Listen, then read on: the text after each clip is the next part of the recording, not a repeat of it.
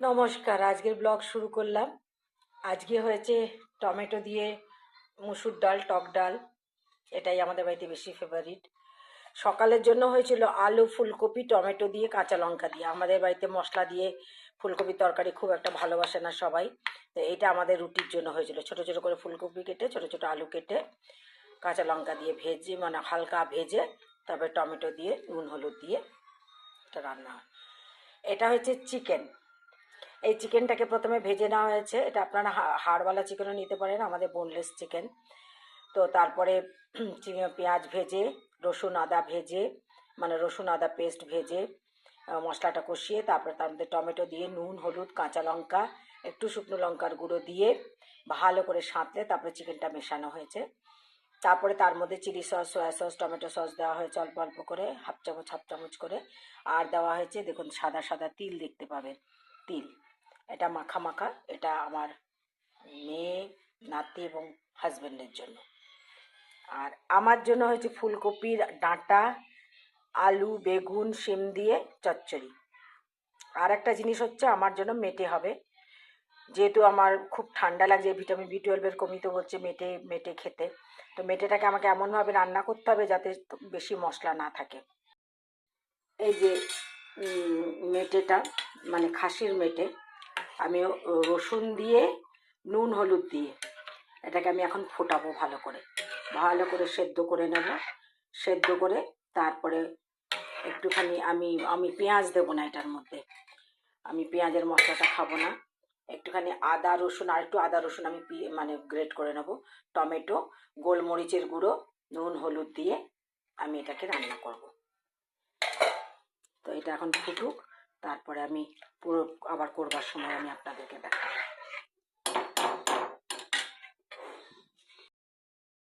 আর হবে fried rice, ফুলকপি, শিমলা মির্চ, গাজর, বিনস নাই, আর পেঁয়াজ, আর মটরশুঁটি।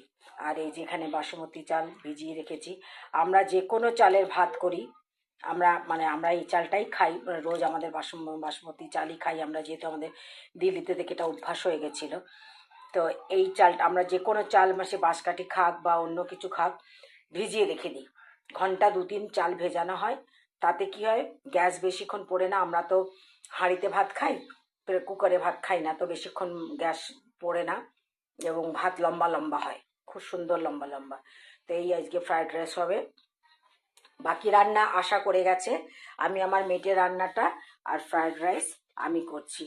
এই যে ওপর থেকে এগুলো তুলে ফেলে দেবো আমি। তুলে ফেলে দিয়ে এটাকে একদম, মানে ভালো করে এটাকে কষাবো। কষাবো বলতে মানে এটার পুরো জলটাকে শুকিয়ে নেবো। মেটেটা পুরো ভালো করে আমি সেদ্ধ করে নেবো। এই যে আমার মেটে রান্না হয়ে গেছে, একদম মাখা মাখা করেছি। এটার মধ্যে আমি আপনারা আগেই দেখিয়েছিলাম যে মেটেটা সেদ্ধ করে নিয়েছি আদা রসুন আর একটুখানি নুন হলুদ দিয়ে।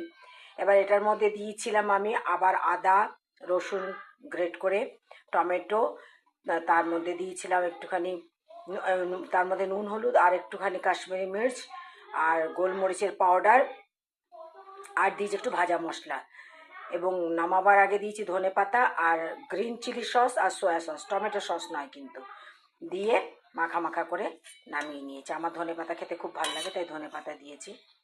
এই হচ্ছে মেটে মেটে চচ্চড়ি আমার। আর এখানে ভাত প্রায় হয়ে এসছে। এবার ভাত হয়ে গেলে আমি ফ্রায়েড রাইসটা করব। ফ্রায়েড রাইসের জন্য সব তরকারিগুলো অল্প অল্প ভেজে নিয়েছি। এদিকে আমার পেঁয়াজ আর মটরশুঁটিও ভাজা হয়ে গেছে। এবার আমি ভাত ঢেলে দেবো। আমি অল্প সাদা তেলের সাথে আমি একটুখানি ঘি মিশিয়েছি 1 চামচ। Fried rice ready. মেয়ে 1 চামচ খেয়ে বললো দারুণ হয়েছে, একদম ঝুরঝুরে।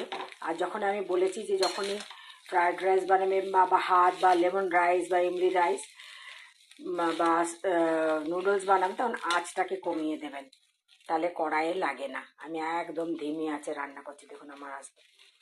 তো আমার ফ্রায়েড রাইস রেডি, আমি বন্ধ করে দিলাম। এবার খেতে বসলে দেখাবো।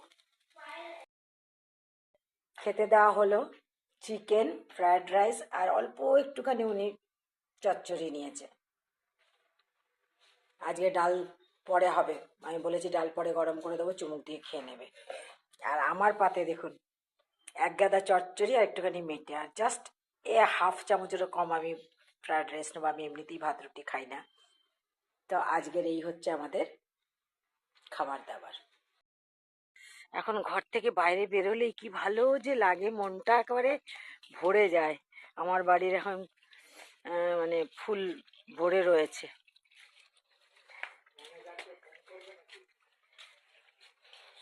দাদু চুপ করে যাও, দিদা ভিডিও করতে কাছে।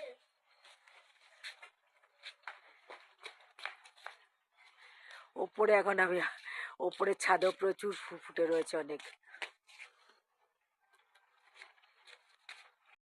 হ্যাঁ, এবার আমরা এই যে আমাদের খাট পাতা হয়েছে, আমরা এই যে নাতি আমি সব বসে বসে এখন রোদ পোহাবো।